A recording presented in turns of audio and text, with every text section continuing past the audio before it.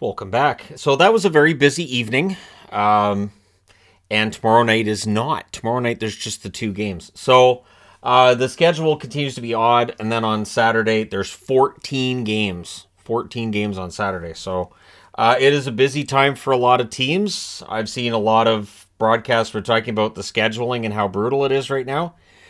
Yep. All right, next up. First up is Anaheim and Columbus. That is a new magnet. Thanks for asking.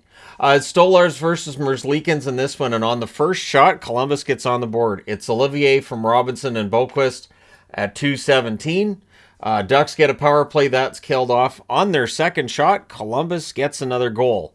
It's Roslovic at 6:05. And the frustrating thing if you're Anaheim at this point is they'd actually been playing well, but they're down 2-0. The shots are 7-5 for Columbus at the half.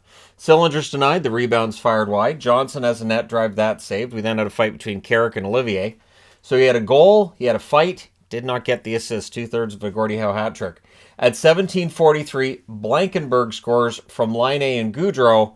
And yeah, we would see Gibson come in at the start of the second because it's 3-0 Columbus after one. You got to change things. And right away, it seems to work. Henrique gets Anaheim on the board from Terry and Lundestrom at 22 seconds. Jackets press to respond. Goudreau fires one wide on a rush, but the shots, 7.5 minutes in, are 6-3 for Anaheim. Lundestrom with the net has a net feed that's picked off, but then Fowler buries one in close. Comtois and Zegras with the assists at 13:07. Benoit then gets a screenshot to go in from Terry and Lundestrom at 15:02. Fowler got hurt, sort of a fall along the boards, so rough break there for him, but after 2 periods, it's 3-3. Third period, good back and forth early. The shots are 1 apiece at 5 minutes, and at 5:07, Zegras puts Anaheim in the lead. They'd been behind 3-0 after 1. All of a sudden, they had a lead.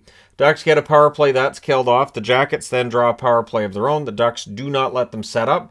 There was a post for Bemstrom. It's killed off. The Ducks get another power play. Not long after the power play ends, Max Jones scores from Magna and Lundestrom at 15:31. The goalie gets pulled with 2:20 left, but Anaheim wins this one 5-3. They go to 13-28-5 with the win. Columbus 13-30-2 with the loss. And one thing I noticed tonight was, and I've mentioned this, the feed was not behind the app. So the NHL app with Columbus feeds had been about 2.5 minutes ahead of the actual game that I was watching on TV, which can be distracting because, it's a power play. Nope, they kill it. Never mind. No, the other team scores. So it throws me off. So I was glad that was synced up tonight. The 3 stars are Zegras, Fowler, and Olivier. The shots 15-9 Columbus in the first, 10-8 Anaheim in the second, 14-10 Anaheim in the third. Final shots are 33 each. Power plays, Anaheim 0 for 3, Columbus 0 for 1. The hits 20-15 for Columbus. Stolars saved 12 out of 15, and then Gibson was perfect in relief, all 18 saves, and he gets the win. Merzlikins saves 28 out of 33 in the loss. And again, this is all about positioning when it comes to Bedard, and currently the best positioning, I believe, is Columbus's. So there you go. Next up, Boston in against the New York Rangers. You know, it just keeps getting more and more ridiculous with Boston, and I don't know. I didn't really feel like this was in any danger. It was Swayman versus Shesterkin. Bruins get early zone time, and on a good forecheck, they end up scoring. It's Zacha from Krejci and Pasternak at 1:19. Bruins look for another. The shots are 5-3 in favor of the road team 6.5 minutes in. Bruins press are kept to the outside. They also get a power play. That becomes 1 minute and 42 seconds of 5-on-3. Marchand had a shot that was held. They had opportunities, but it's killed off. Panarin's then denied on the rush, and with 47.2 seconds left, the Rangers get a power play. So that rolls over into the second period. The Bruins finish the kill. There's a press by Boston at 4 minutes, and eventually they get another goal. Bergeron from Marchand and Smith at 4:42. The shots are 7-4 in favor of the Rangers at the half. With 1:43 left, the Rangers get a power play. So that rolls over into the third period. And the reason there's not very many notes, when I was cycling through the games, there just wasn't that much going on with the Rangers-Boston game. It was defensive for the most part. Third period, at least what I saw. Third period, Bruins finish the kill, and then at 28 seconds on a rush out of the box, Clifton buries one. Marchand with the assist. So that makes it 3-0. Bruins then draw a power play. It's just all Boston at this point. Bergeron has a shot deflect out. That's killed off. Boston goes back to the power play. That becomes a 4-on-4. Everything's killed off there. Boston presses for another. The shots halfway through the period are 5-4 for Boston. Greer has a wraparound chance that's saved, but then the goose egg is broken at 15:37. It's Harper from Lafreniere and Schneider. With 2:50 left, the Rangers call a timeout. They also call Shesterkin off the ice. Trouba fires one wide. They cycle. Pasternak clears. Boston wins this one 3-1. They go to 36-5-4. Just ridiculous. They have 76 points. Yeah. The Rangers 25-14-7 with the loss. The 3 stars in this one, Swayman. Again, Swayman's been on quite the run lately, and don't you dare jump on that bandwagon. Marchand and Bergeron, the second and third stars. The shots 13-11 Boston in the first, 11-8 Rangers in the second, 10-6 Rangers in the third. Final shots 32-27 for the Rangers. Power plays Boston 0-4, the Rangers 0-3. Hits 22-21 for the Rangers. Swayman saves 31 out of 32. Shesterkin saves 24 out of 27. And another really solid road game from a Boston team that doesn't matter where they play. They're very good. All right, next up. Chicago in against Philadelphia Flyers. This was a big surprise because Philadelphia has been flirting with getting back in the hunt. And right now, after this game, I maybe they're not as interested as I thought. So it's Mrazek versus Hart. The Hawks are controlling the game early. The shots are 3-2 in their favor 7 minutes in. The Flyers press at 7.5 minutes. Eventually they get a goal. It's Morgan Frost, who's been hot lately, from Sealer and Ristolainen at 8:52. So Risto on the board again, and it's 1-0. Hawks tie it, but it's an offside goal, so that one comes off the board. McEwen fires one wide on a break. The Hawks press with 3.5 minutes left. There was a near miss by Farabee with 1:11 left. The Flyers get a power play. So coming out of the first period, while the Hawks had outshot Philadelphia, I thought, yeah, but the Philadelphia Flyers are ahead and they're the better team. Second period, the Hawks finish the kill. The shots are 4-3 in favor of Chicago 5 minutes in. Cates couldn't bury one in close. The teams exchange rushes, and then Taves would score at 9:51 from Seth Jones and McCabe. The Flyers draw a power play. That was killed off. Hayes has a stick die on a shot, and then Reese Johnson scores from Blackwell at 15:51, and the Hawks press for more. The momentum definitely switched at that point in the period. So we go to the third period. Chicago 5-2-1 if they're leading after 2. Takes 35 seconds. It's a rebound on a rush. Tyler Johnson from Kane and McCabe. So suddenly it's 3-1 for Chicago. Not sure what's happening here. Cates fires one wide. The Hawks clear. Flyers press at the half. The shots are 9-5 in favor of Philly with 8 minutes left. Hawks press with 6 minutes left. Eventually, Philadelphia pulls the goaltender, and that allows the empty netter to take place at 19:18. It is Kurashev from Taves and Radish. So your final score is 4-1 for Chicago. They go to 13-26-4 with the win. So they, Columbus, Anaheim all have 13 wins. It's a battle. Philadelphia 19-20-7 with the loss. Your 3 stars in this one, Mrazek, Reese Johnson, and Frost. The shots 9-7 Chicago in the first, 15-11 Philly in the second, 16-9 Philly in the third. Final shots 38-29 for the Philadelphia Flyers. Power plays, Chicago didn't have any. Philadelphia was 0-2. The hits 24-22 Chicago. Mrazek saves 37 out of 38, and Hart saves 25 out of 28. So overall, really, really solid road game by Chicago, and it definitely puts the whole Bedard sweepstakes into complete anarchy, doesn't it? Next up, Florida in against the Montreal Canadiens. Bobrovsky versus Montembeault. Bobrovsky would leave early before he'd even faced a shot. Just looked like he'd pulled something. He wasn't run over or anything, but it left them with Lyon in the net and left them with an emergency backup goaltender at the ready in case something happened to Lyon. So a little stressful, especially since it's really early in the game. Early jump for Florida. Habs get a power play. They couldn't set up. That's killed off. Shots are 5-2 in favor of Florida 6 minutes in. Habs press at 7.5 minutes. Yeah, the Florida one's a new magnet too. You guys are on the ball. So that power play's killed off and no shots. So Montreal defending well there. Pressed by the Panthers with 9.5 minutes left. There was a near miss by Tkachuk. Habs get a power play. There was a shorthanded clear by Lindell. Lindell's very dangerous on the penalty kill. 1:09 left. The Florida Panthers get another power play. So that rolls over into the second period, and the Habs finish the kill. We are still scoreless. Things look like they're pretty good. Panthers go back to the power play, and then Florida scores, and they challenge for goalie interference. And St. Louis is called for, it feels like more often than not when he tries to challenge, that it goes against him. I'm not sure. I don't have the numbers on it, but it feels like when St. Louis challenges, you kind of grit your teeth and hope. But yeah, Bennett Reinhart gets that goal from Barkov at 6:30, so it counts. That puts Florida back on the power play. There was a shorthanded rush by Suzuki. He fires wide, and then Bennett gets the power play marker from Forsling and Lundell at 8:27. Habs get a power play. They had chances. Lyon was fantastic there, so nothing happens. We get 4-on-4 shortly thereafter, and then the Florida Panthers are back on the power play. Tkachuk scores. From Reinhart and Montour at 14:58. I believe that was one of the too many men on the ice calls against Montreal that caused that.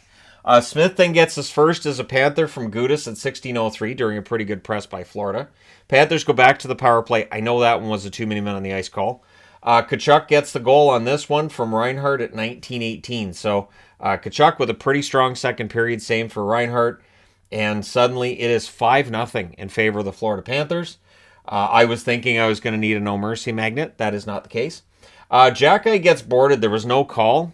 There were some calls tonight that maybe should have been made. That one probably should have been. Things get punchy at the horn. Now, if they called the board there, odds are the rest of this game getting really chippy wouldn't have happened. But we go to the third period with these teams really not liking each other. Pitlick would score it from Hoffman and Barron at 2:12 to erase the goose egg for Montreal. We get 2 minutes of 4-on-4. Montreal had some chances in that third period. And again, I feel like that boarding call that wasn't made on Xhekaj just caused everything to get amped up. Then there's a power play for Montreal. That's killed off. And then Anderson scores one from Pitlick and Ylonen at 8:06. But not long after, Florida gets it back. It's Lomberg from Verhaeghe and Bennett at 9:11. Then Panthers end up getting another power play because they spent a lot of this game on the power play. They end up winning this one going away 6-2. They go to 22-20-5 with the win. For Montreal, 19-24-3 with the loss. They're in the sweepstakes for Bedard as well. So your three stars are Tkachuk, Reinhart, and Pitlick. Shots 11-9 Florida in the first, 22-7 Florida in the second, 9-7 Montreal in the third. Final shots 40-25 for Florida. Power plays, Florida 4 for 8, Montreal 0 for 5. The hits 25-14 for Montreal. Montembeault saved 28 out of 33, was replaced by Primo, who saved 6 out of 7. As I stated earlier, Bobrovsky did not face any shots before he got hurt. Lions saved 23 out of 25 and really not bad. So yeah, there's that. Next up, Minnesota in against Carolina. This one was close until it wasn't. So Fleury versus Anderson, early Canes power play, that's killed. Martinook has a chance to deflects out. The shots are 5-0 Carolina at 5 minutes. A strong start by Fleury. Natchez is denied and close. The Canes go back to the power play. That's killed off. The Wild cleared out after. Shots are 9-1 for Carolina at the half. So again, the goaltending's bailing them out at this stage of the game. Aho has a rush chance that's broken up. Spurgeon fires one wide as the Wild press. With 3:56 left, it's goalie interference call for the Wild, so the Canes get a power play. That was killed off after the first period. It is scoreless. Second period, crossbar for Goligoski. The Wild end up getting a power play, and Kaprizov gets his 100th goal at 7:11 from Zuccarello and Eriksson Ek. So that's 100 goals for Kaprizov already. Wild had some momentum, but it turns. It turns against them. Starts with Burns scoring to tie it from Svechnikov and Stastny at 9:07. The Canes then get a power play, and they score on that. It's Shea from Natchez and Nason at 13:33. The Wild get a power play to get a chance to answer. Canes score shorthanded. It's Teravainen on a 3-on-2 from Chatfield and Fast at 17:22. And then, importantly, the Canes finish the rest of the kill. Anderson, honestly, excellent in this one. Freddie Anderson had a very good game. Pesce gets hit in the mouth with a puck, but he's okay. So we're going to the third period with the score 3-1 in favor of Carolina. In the third, at 2:13 on a screenshot, Chatfield gets one from Svechnikov and Natchez. There's a goalie interference challenge. Nope. So that puts Carolina on the power play. That ends up being a 5-on-3. Now, Carolina doesn't score during the brief 5-on-3, but during the 5-on-4 after, they do. It's Natchez from Jarvis and Shea at 5:27. That makes it 5-1. Kind of takes this one out of the range of debt, or doubt, I should say. Boldy ends up answering from Hartman on a rush at 7:21. That's as close as Minnesota's getting. The Wild get a power play. It's killed off. The Wild get a 4-minute power play. Not much happening there. Goalie pull, because why not? And then late. This is just awful. Awful injury suffered by Pacioretty. He was not hit on the play, but the way he grabbed at the back of his leg, it looked like it was his Achilles. It looked ankle, and when you're grabbing at the back of your ankle and you can't put any weight on that leg, it looked like the Achilles to me. I hope I'm wrong. So the final score in this one's 5-2 for Carolina. We'll find out how costly this is later. They're 28-9-8 with the win. Minnesota 25-15-4. So they were unable to follow up the win against Washington with one against Carolina. But that's an okay split if you're the Wild. 3 stars in this one: Chatfield, Shea, and Natchez. Shots, 11-6 Carolina in the first, 15-7 Minnesota in the second, 11-10 Carolina in the third. Final shots, 31-29 Minnesota. Power plays, the Wild 1 for 4, Carolina 2 for 7. Hits, 14-9 for Minnesota. Fleury saves 24 out of 29, and Anderson saves 29 out of 31. Good night for Anderson, and now I need to change boards. All right, so Winnipeg, Toronto, it looked like it was going to be this big, exciting, fun, and I mean, it was exciting in parts, but kind of anticlimactic by the end. So Hellebuck versus Samsonov in this one, and it's interesting that, with Toronto's goaltending, it goes back and forth, but hey, as long as one of them is hot, you're fine. Like, the moment that both goaltenders are cold, then Toronto has a complaint, but right now, Samsonov's the starter. Stenlund has a shot that's held. The shots were 5-1 for the Jets 3 minutes in. They came out ready. Matthews was denied. The Jets rushed. The Jets were a post away from 1-0. There's a near miss for Matthews on a 2-on-1. Bunting fired one wide on a rush. Jets get a power play. It was a delay game call. It's killed off 4 shots on that power play for Winnipeg. Ehlers has a blast that's saved. The Leafs rush. Teams exchange rushes at that point. The Leafs draw themselves a power play. That's killed off. It is scoreless after 1, a period that Winnipeg dominated a lot of. Second period, early. 8 seconds in. It is Matthews on a 2-on-1 scoring from Bunting and Riley. And so that's just, you got to start on time. Matthews did. And then at 3:47 on a one-timer from the slot, it's Austin Matthews again from Bunting and Nylander. So that makes it 2-0. Matthews then almost gets the natural hat trick a shift later. Jets press are kept to the outside. The shots on net. 6-3 Toronto with 8.5 minutes left. The Leafs are controlling the play. The Jets, though, they get a power play. This is a chance to get back into it. However, on a turnover, Marner gets the shorthanded goal at 13:49, and then the Leafs finish the kill. So coming out of the second period, it's 3-0 for Toronto. Third period, Jets get a power play. It becomes 1 minute and 12 seconds of 5-on-3. Dubois denied. Ehlers misses, but then on the 5-on-3, Connor scores. You can't give him that long of a 5-on-3. Morrissey and Scheifele with the assists at 4 minutes. The Leafs kill off the rest. The Jets look for another. Liljegren gets hit with the puck. Engvall is then denied on a rush. Goalie pull with 3 minutes left, and eventually Giordano gets the goal at 17:33 from Engvall and Kerfoot, and that salts this one away. Toronto wins 4-1 impressively. They're 28-11-7 with the win. The Jets 29-16-1 with the loss. So they would be looking to see what Dallas did tonight, and they wouldn't be happy with that result. Your 3 stars: Matthews, Samsonov, and Bunting. The shots in this one, 16-6 Winnipeg in the first, 10 apiece in the second, 12-11 Winnipeg in the third. Final shots, 38-27 for the Jets. Power plays, Winnipeg 1 for 4, Toronto 0 for 1. The hits were 26-24 Winnipeg. Hellebuck saves 23 out of 26. Samsonov saves 37 out of 38.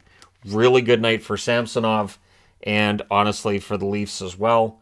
And maybe this is a sign of some good things to come. Next up, Buffalo at home against the Islanders. I really thought the Islanders were going to win this one. Buffalo has been reeling for the last couple of weeks, so this feels like it could end up being an important game, but they've pulled the rug out from under me over the last couple of weeks, so we'll see. It's Sorokin versus Luukkonen. They had the retirement, of course, of Ryan Miller's number. Miller is going to be dropping the ceremonial puck before the game on Saturday, so they're having a whole big thing of it. And they should, because the building was filled tonight. Buffalo has been mostly empty, and it was nice to see the building full and some energy from that crowd. Early jump for the Sabres. The shots are 3-0 in favor of the home team, 3.5 minutes in. Okposo has a rush chance that's saved. And then Nelson on a net drive on a rush. He tips it in from Beauvillier and Bailey at 7:19. Middlestad nearly answers. Cizikas was denied. Luukkonen holds on there. The Sabres press. They draw a power play. Good cycle. Isles cleared out. That's killed off. The shots are 11-4 for the Sabres with 7 minutes left. And the Sabres press with 4.5 minutes left. Honestly, really good first period by the Sabres, but they come out of it down 1-0. Second period, Lee has a chance that's held. The Sabres get a power play. Good cycle, but that's killed off. Dahlin has a shot that's blocked. The Islanders had the lone shot on net 6 minutes in, and then at 8:26, Tuck scores.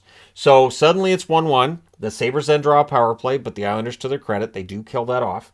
Shots are 5-3 for the Sabres with 8 minutes left. Thompson's then denied on a 3-on-2. The Sabres press with 5 minutes left, but with 3:59 left, the Islanders get a power play. That's killed off, but not long after it's done at 18:30, Martin scores from Cizikas. So it's 2-1 for the Islanders, and then the Sabres would try to get that goal back. They press to close the period out, but yeah, it's 2-1 for the Islanders after 2. Third period, Parise fires one wide on a rush, and honestly, the Islanders had a really good start to this period. They were out shooting Buffalo 5-3 at the 7-minute mark, but Olofsson would answer. He wires it far corner from Middlestad at 9:32, and suddenly we have a tie game. Dahlin is then robbed in close. Skinner to Tuck, there was a near miss there. One-timer is then fired wide by Skinner. You could see him talking to himself on the bench after missing that one.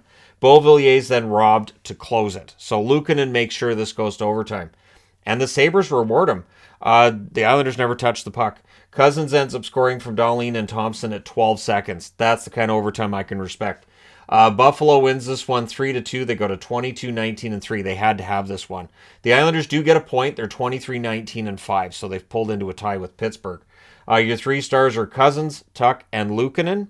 Kind of feel like Sorokin gets the snub here because he played really well. The shots would tell you that. 19-5 Buffalo in the first, 12-11 Buffalo in the second, 13-10 Buffalo in the third, and they got the only shot of the overtime.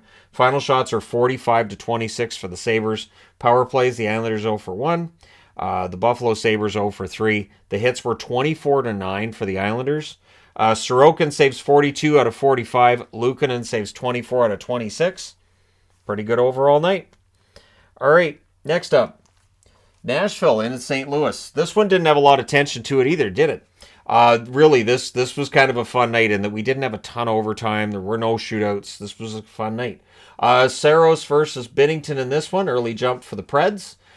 So they score. It's a goal interference challenge, and this one's right. No goal. So that one comes off the board.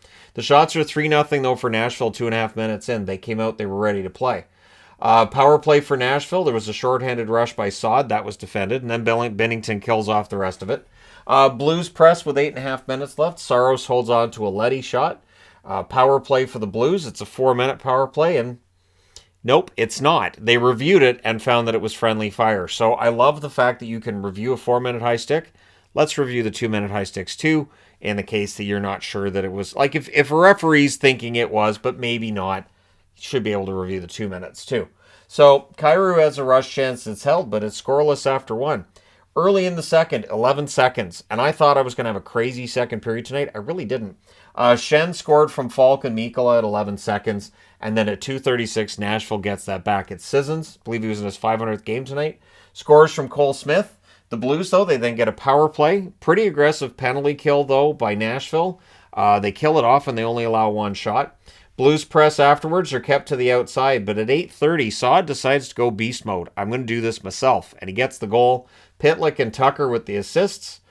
Blues then get a power play not long after that. They score on it. It's Kyrou from Thomas and Buchnevich at 15:34. All of a sudden, this game's 3-1 for St. Louis. Blues press for another. Kyrou fires one high on a rush, and Pitlick was denied in the final minute. I've said I don't understand why Pitlick had to wait for a tryout, but still, I don't understand. He's been very good for St. Louis. Third period early jump for the Blues, and Thomas tips one in. Rosen and Kyrou with the assists at 1:03. And then less than a minute later, Toropchenko scores on a rush from Pitlick and Walker. So 2 minutes into this period, it's 5-1 in favor of St. Louis. Preds draw a power play. That becomes a 4-on-4. That's all killed off. Then there's a power play for the Blues. That becomes a 4-on-4. Both coaches weren't happy with this. Everything gets killed off again, and then with 3:44 left, the Preds get a power play. It becomes a 4-on-4. During the 4-on-4, Ekholm gets a goal from Carrier and Novak at 17:52, and then all the penalties are killed off yet again. So in the end, your final score is 5-2 for St. Louis. They go to 23-20-3 with the win. For Nashville, 21-18-6 with the loss. Your 3 stars in this one, Thomas, Saad, and Tucker. Shots 12-10 Nashville in the first, 15-7 St. Louis in the second, 8-7 St. Louis in the third. Final shots 33-26 for the Blues. Power plays, Nashville 0 for 4. St. Louis 1 for 5, but most of those power plays were like 10 seconds. Hits were 30-20 for Nashville. Saros saves 28 out of 33. Bennington saves 24 out of 26. And he was very good in that first period. I was kind of surprised he didn't get one of the stars, but hey, good to see a rookie like Tucker on the board there. All right, next up from tonight, Tampa Bay and Edmonton. This game was vicious. This game was great, honestly. So Vasilevsky versus Campbell. The shots are 2-1 for the Oilers at 5 minutes. Keep in mind that at the time these games get started, these two here, there are 10 games on. So I'm doing my best to document what I can. 6 minutes and 13 seconds in, McLeod scores from Desharnais and Ryan. Desharnais working out very well in Edmonton. One measure you can have of an organization is those depth guys, and Desharnais come up and been quite good. The shots are 8-2 for the Oilers at the half. Tampa Bay wasn't getting much going, and they were getting frustrated. Points denied on a rush. Kucherov has a chance that's held with 3:29 left. The Oilers get a power play. Things are a little punchy. They end up scoring on that power play. It is Draisaitl for McDavid and Ryan Nugent-Hopkins at 16:43. Did not take long on that power play. And it was a one-timer, so no chance for Vasilevsky there. 2:16 left. We get 2 minutes of 4-on-4.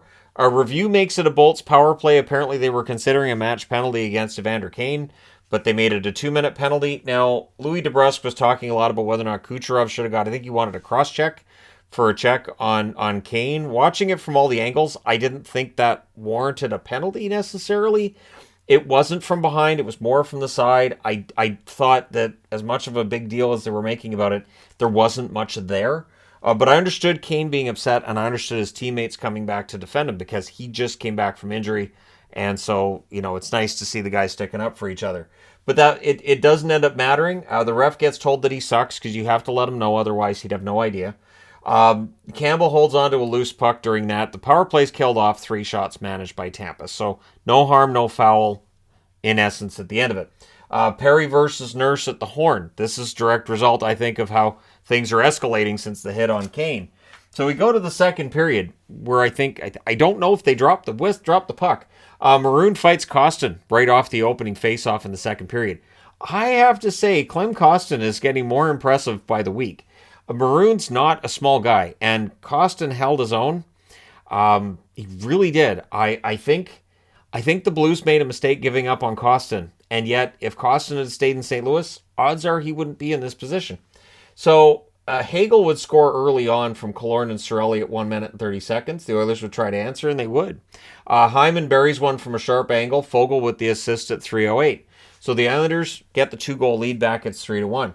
Killorn nearly answers from that, but then at 7:51, Stamkos scores from Point and Hedman. So there's a lot of stars in Tampa. You got to watch for them. Bolts look to tie it. The Oilers get a power play. That's killed off, and then Tampa Bay does tie it. It's Point from Hedman and Kucherov at 12:03. He tips that in. We then had 2 minutes of 4-on-4, which was on vogue tonight. Lots of 4-on-4. Kulak has a rush chance that's saved.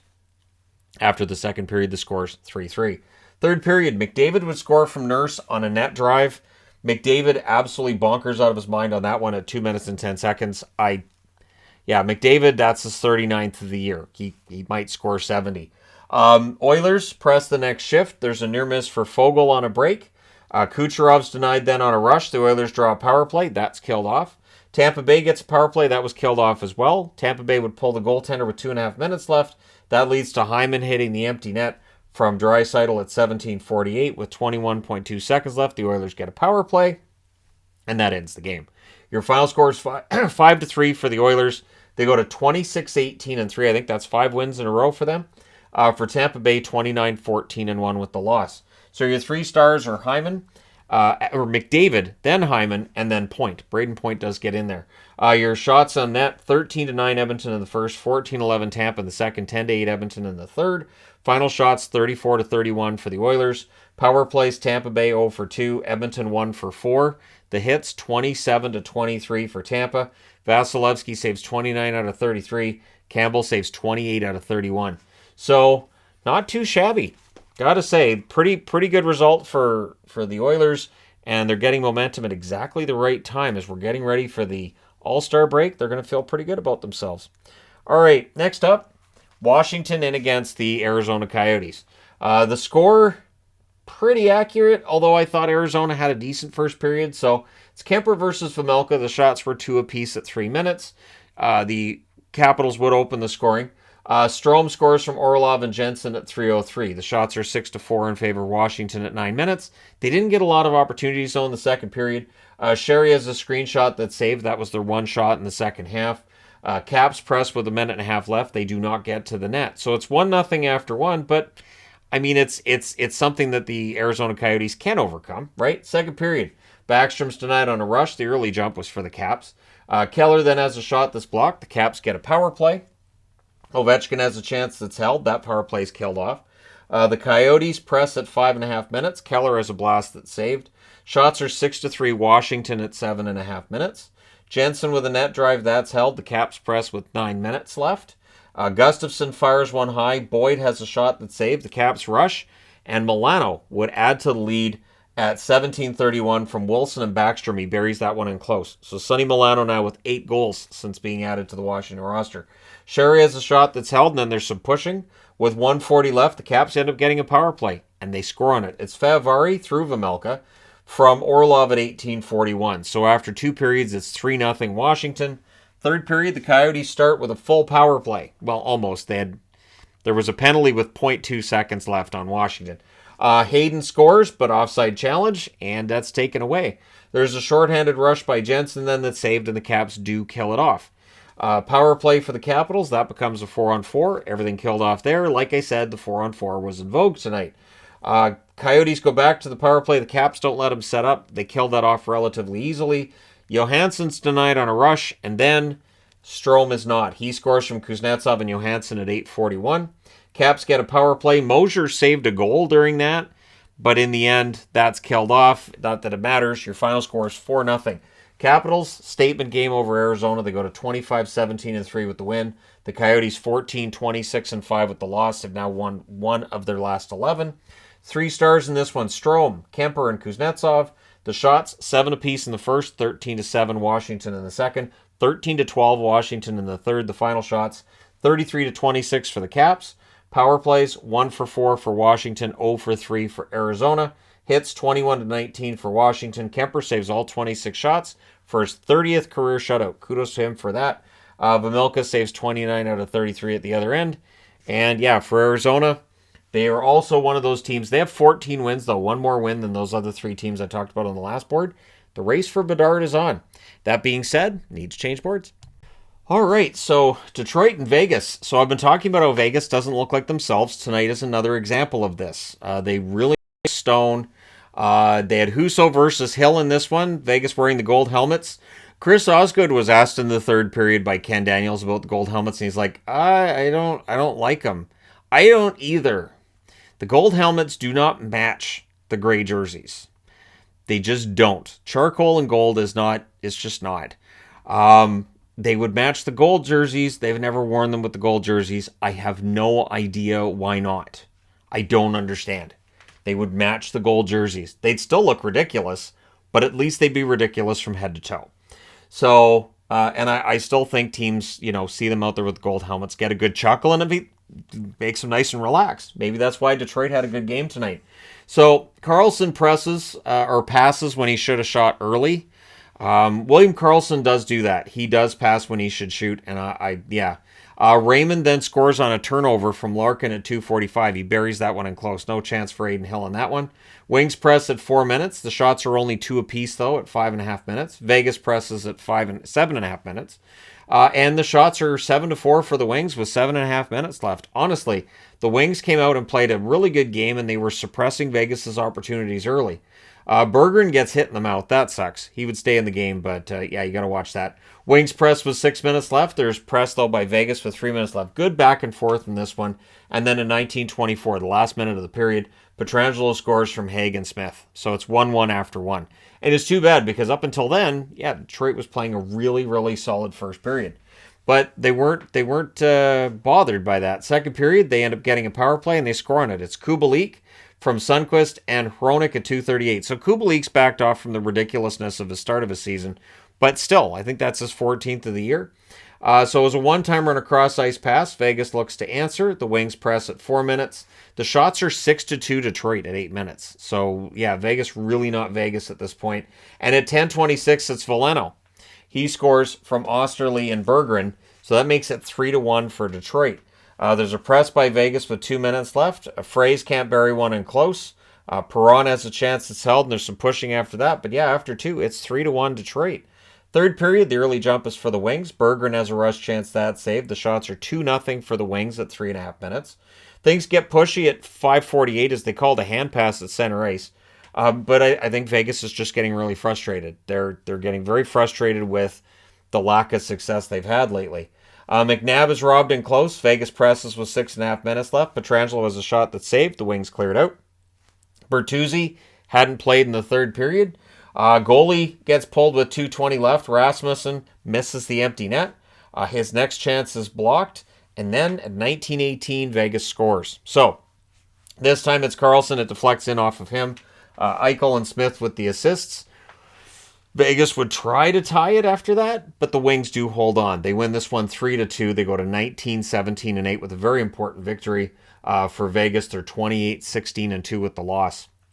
So your 3 stars in this are Husso, Kubalik, and Pietrangelo. The shots, 10-8 Vegas in the first, 12-11 Detroit in the second, 14-5 Vegas in the third. Final shots are 35-25 for the Golden Knights. Power plays, Detroit scored on the only one they had. Vegas did not have a power play. The hits, 31-28 Detroit. Husso saves 33 out of 35. Hill saves 22 out of 25. And it's interesting, too, every time Husso made a save, there were Hus chants. So I guess there were a lot of Detroit fans there. Good on you. All right, next up. New Jersey in against Seattle. So Seattle probably would have known this had taken place. If Seattle can get 2 points, they can tie Vegas. So it's Blackwood versus Jones in this one. Jones looking to bounce back after a rough start his last time out. Fleury has a shot that's blocked. The Devils clear it out. The shots are 4-1 Seattle 4 minutes into this one. Gord has a net feed. That's picked off. Larson then has a chance on a turnover that deflects out. So some sloppy play, but that always makes it fun. Then we get 2 minutes of 4-on-4. Here we go again. McCann fires one high. The Devils rush. Keep in mind, with 13 games, I likely missed a few 4-on-4s tonight. Boquist is denied on a fast break. Blackwood's the one keeping it scoreless until Donato. Donato gets a goal from Borgen, I should say, at 12:27. Berggren's here, Borgen's here. He wires that one top corner. Eberle then has a one-timer that's saved, and then we get 2 more minutes of 4-on-4. A lot of even-up penalties. So we go to the second period. The shots are 2-1 for the Devils at 3 minutes, and then on their second shot, Seattle scores. It's Donato from McCann at 4:51. Seattle presses for another. The Devils get a power play. That was killed off. 3 shots on that one. Post for Eberle. The Devils rush the other way. Hughes has a shot kicked aside as they press, but then Severson with a nice goal, and he's been picking it up lately, from Bratt and Smith at 11:32. Seattle would press with 2.5 minutes left, but after 2 periods, the score is 2-1 for Seattle. Third period, Jones holds on to a blast from Smith early. Tatar misses one wide on a net drive. The shots are 3-2 for Seattle at 3.5 minutes. Kraken get a power play. New Jersey gets the goal. It's a shorthanded marker for Howla from Mercer at 6:04, and that ties the game at 2. McCann fires one high. Seattle cycles as they try to answer. Bjorkstrand's denied as the power play ends. 2 shots on that power play, so the Devils did finish that kill. But then Tanev on what was a good cycle, not long after it was done. Donato and Gord with the assists at 7:51, and Tanev just taps it in. Donato set it up, just put it on the tee, and just easy one. Seattle presses for another. There was a long stretch without a whistle, which of course favors the team with the lead. So post for Bjorkstrand through a screen. Smith has a shot that's caught and held with 2:28 left. The Devils pull the goaltender. And there were some hairy moments there, but eventually they do get the goal. It's Hischier from Hughes and Palat at 18:46. Hischier buries a rebound, ties the game at 3. We're going to overtime. New Jersey with a 4-2 record in overtime coming into this one. Seattle with a 4-3 record. The Devils control early, but the Kraken take it. They set up, and at 1 minute and 10 seconds, they score. It's Burakovsky from Dunn and Beniers. He took his time, and that's the thing. You take your time, and then you wire it. He did that. So the Kraken win 4-3 in overtime. They have now tied Vegas for top of the division. They're 27-14-4 on the season. New Jersey with the overtime loss, 29-12-4. They go home now. I do believe they were saying they go home now. 3 stars, Burakovsky, Donato, and Jones. Nice to see Jones have a bounce-back game. Shots, 15-10 Seattle in the first, 14-12 Seattle in the second, 10-8 Seattle in the third. They had the only shot in the overtime. That's all they needed. Final shots, 40-30 for Seattle. Both teams go 0 for 1 on the power play. The hits, 21-18 for Seattle. Blackwood saved 36 out of 40. Jones saved 27 out of 30. This is one of those games where both goaltenders had a save percentage of exactly 900. I would say they both played pretty well to get to that save percentage. All right, last up. So I'm wearing Dallas gear because, I mean, people are going to say, well, because you cheer for them. I think this was an impressive bounce back. They had an embarrassing game against San Jose last night. They were up 3-0. They lose it 5-3. This is the kind of bounce back you want to see. This is a team now that's going home for 8 straight. They have 4 before the break and 4 after the break at home. We'll see how that goes. So it's Wedgwood versus Copley. Wedgwood is one of those goaltenders that you never know what you might get one night from one night to the next. But tonight, it was really good quality Copley or Wedgwood start. So early jump for the Stars. The Stars had the only shot, though, on net 4 minutes in. So it was a quiet start. But the Stars had good zone time. Kings shot blocking as the Stars press. Sagan's denied the Kings rush, but then the puck comes back, and Sagan puts one through Copley. From Pavelski and Robertson at 6:54. Kings press for an answer. Heiskanen breaks up a 2-on-1. There was a near miss for Pavelski as the Stars press. Stars press again with 3 minutes left, and eventually Sagan buries one that Copley didn't have much of a chance on at 17:20. And then Lindell snaps one top corner, blocker side, from Johnston and Ben at 18:44. All of the goals were blocker side. So this is that thing, where with a goaltender, teams will say he's weak here, and you may start to see that as they have played more and more games in the NHL. Those scouting reports get out there. So after the first period, it's 3-0 Dallas. Second period, Kings get a power play. Wedgwood saves one through a screen. Arvidsson's denied and close. Kopitar has a shot that's held. That power play is killed off. Sagan has a rush chance, that save. The Kings press at 6.5 minutes. Wedgwood holds there. Shots are 8-2 for LA, 7 minutes in. At 7:27, Robertson scores his 31st from Sagan and Heiskanen. With hints out, Sagan has really jumped up and he's done a very good job. So Sagan is definitely justifying his contract right now. And yeah, Robertson buries his own rebound and ends the night for Copley. Jonathan Quick was in the net. Copley didn't look very good tonight. Stars get a power play. Kempe's denied on a shorthanded break. We then get 15 seconds of 5-on-3. That was killed off the Kings press. They get a power play as well. Anderson Dolan was denied while the Kings had the power play. Dallas kills that off. Things get punchy with 1:38 left. The Stars come out of that with a power play because it was Brendan Lemieux that was punchy, and he goes to the box. So that power play rolls over into the third. The Kings finish the kill. There was then a power play for the LA Kings. Arvidsson has a shot that's held as it ends. There's a near miss for Gurianov. Then the Stars get a power play. Lizotte was unhappy and he slammed his stick against the net. I'll agree with Daryl Ray. They could have called an unsportsmanlike conduct there. They didn't. They just let him go to the box. But yeah, there's a crossbar for Pavelski. Then there was a shorthanded rush by Kupari. That's defended, but helped to kill off that power play. Kings get their 4th power play. Dallas kills that off. Kopitar was denied in close, and he denies him with a puck right here, who's close to the neck, but not on the neck. Kings press with 2 minutes left, but they're unable to solve Wedgwood. Your final score is 4-0 for Dallas. If I had been told before the week started, well, they're gonna have a lead against San Jose and lose it, but then the next night they're going to win in LA, I'd go, it's a Dallas thing. So they go to 27-12-7 with the 4-0 win. Of course, the Tony the Tiger Magnet, second time tonight, because the goaltender's great. Your LA Kings, 25-16-6 with the loss. The 3 stars in this one, Sagan, Wedgwood, and Robertson. The shots, 12-9 Dallas in the first, 11-10 LA in the second, 14-2 for LA in the third. Sorry, had to cough. But yeah, so the final shots are 34-24 for LA. Power plays, both teams 0 for 4. The hits, 29-27 Dallas. Wedgwood saves all 34 shots for his 6th career shutout, his first this season and his 2nd as a Dallas goaltender. Copley saves 13 out of 17. Quick saves 7 out of 7. Keep being told that I underrate the Kings and I need to start rating the Kings higher. I don't trust a single goaltender. This is a problem when you're looking at which teams you like in the second half of the season. They need a goaltender to get hot, stay hot. Copley's been decent. Tonight, Quick was good in relief, but they need that consistency. So anyways, there you go. Let me know your thoughts in the comments section below, as always.